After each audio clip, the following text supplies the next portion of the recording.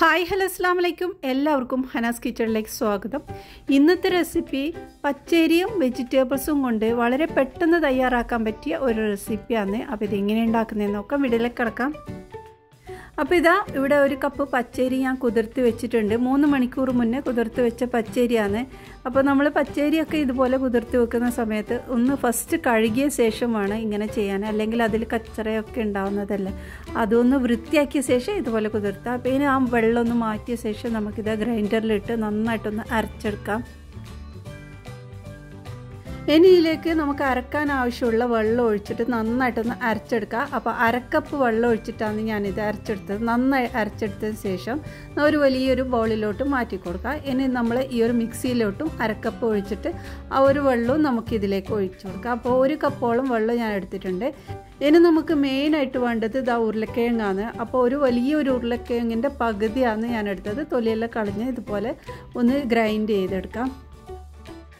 അപ്പോൾ ഇതാ നമ്മുടെ ഉരുളക്കിഴങ്ങെല്ലാം റെഡി ആക്കിയിട്ടുണ്ട്. ഇനി നമ്മൾ ഒരു നോർമൽ വെള്ളത്തിലേക്ക് ഈ ഒരു ഉരുളക്കിഴങ്ങ് ഇട്ട് നന്നായിട്ടൊന്ന് മിക്സാക്കി ഒന്ന് പിഴിഞ്ഞിട്ട് മാറ്റി വെക്കാം. അപ്പോൾ നമ്മൾക്ക് ഇവിടെ കിട്ടിയത് അരക്കപ്പോളം ഉരുളക്കിഴങ്ങ് കിട്ടിയിട്ടുണ്ട്. ഇനി നമ്മൾ ഇതുപോലെ ക്യാരറ്റും ഗ്രേറ്റ് ചെയ്തിട്ട് ഇതുപോലെ മാറ്റി വെച്ചിട്ടുണ്ട്. അപ്പോൾ ഇത് വെള്ളത്തിലൊന്നും ഇടാതെ നമ്മൾ ജസ്റ്റ് ഒന്ന് ഇങ്ങനെ ആക്കി വെച്ചതാണ്. അപ്പോൾ ഇതാ ക്യാരറ്റ് ഒരു 1/4 കപ്പോളം ക്യാരറ്റ് എടുത്തിട്ടുണ്ട്. ഇനി ഇത് ഉണ്ടാക്കുന്നത് പാനിലോട്ട് ഞാനിതാ കുറച്ച് വെളിച്ചെണ്ണയാണ് ഒഴിച്ചു കൊടുക്കുന്നത്. 3-4 ടേബിൾ സ്പൂൺ വെളിച്ചെണ്ണ ഒഴിച്ചു കൊടുത്തിട്ടുണ്ട്. ഇതിലേക്ക് നമുക്ക് ഇനി കുറച്ച് കടുക് ഇട്ട് കൊടുക്കാം. 1 ടീസ്പൂൺ കടുക് ഇട്ടിട്ടുണ്ട്.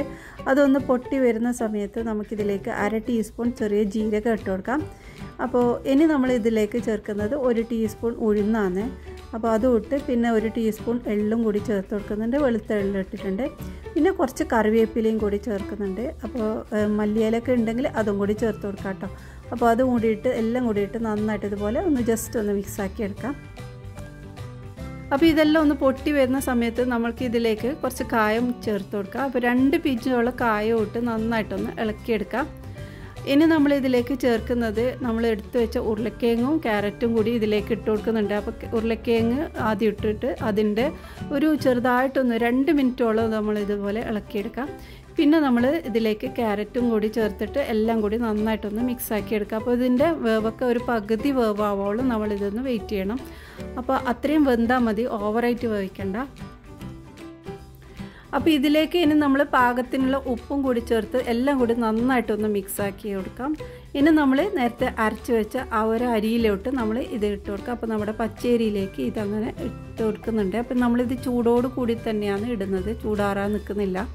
ഇനി നമ്മൾക്കിതിൽ കുറച്ചും കൂടെ വെജിറ്റബിൾ ചേർക്കാനുണ്ട്. അപ്പോൾ ഇത് 2 ടേബിൾ സ്പൂൺ സവാളയാണ് എടുക്കുന്നത്. സവാളയൊക്കെ നല്ല ചെറുതാക്കിയിട്ട് വേണം കട്ട് ചെയ്യാൻ.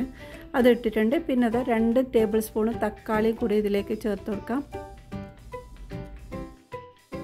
അപ്പോൾ ഇതാ വെജിറ്റബിൾസ് എല്ലാം ഇട്ടതിന് ശേഷം ഇത് നന്നായിട്ടൊന്ന് മിക്സാക്കി എടുക്കാം. ഇനി നമ്മൾ ഈ ഒരു സമയത്ത് ഉപ്പും കൂടി ഒന്ന് ചെക്ക് ചെയ്യാം കേട്ടോ. അപ്പോൾ ഇത് നന്നായി മിക്സാക്കി എടുത്തിട്ടുണ്ട്. അപ്പോൾ ഇത് കുറച്ചും കൂടെ കട്ടിയുണ്ട്. ഇത്രയും കട്ടീൻ്റെ ആവശ്യമില്ല. നമ്മൾക്ക് ഇതിലേക്ക് ഇനി കുറച്ച് തേങ്ങാപ്പാലാണ് ചേർക്കുന്നത്.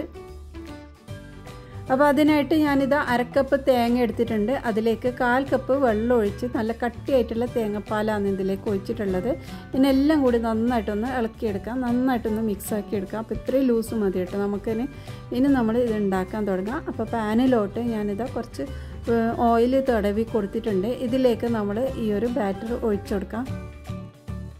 ഇനി ഇതിൻ്റെ മുകളിലോട്ട് കുറച്ച് വെളിച്ചെണ്ണ ഒഴിച്ചു കൊടുത്തിട്ട് അടച്ച് വെച്ച് വേവിച്ചെടുക്കണം. അപ്പോൾ ഇത് ലോ ഫ്ലെയിമിലിട്ടിട്ട് വേവിക്കണം. കുറച്ച് വേവുള്ളതാണ്.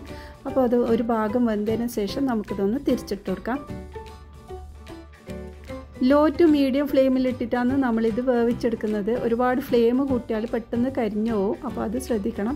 അപ്പോൾ ഇത് റെഡി ആയിട്ടുണ്ട്. നമുക്ക് ഇതിൻ്റെ കൂടെ ചട്നി സാമ്പാറൊക്കെ ഉണ്ടെങ്കിൽ തന്നെ മതിയാവും.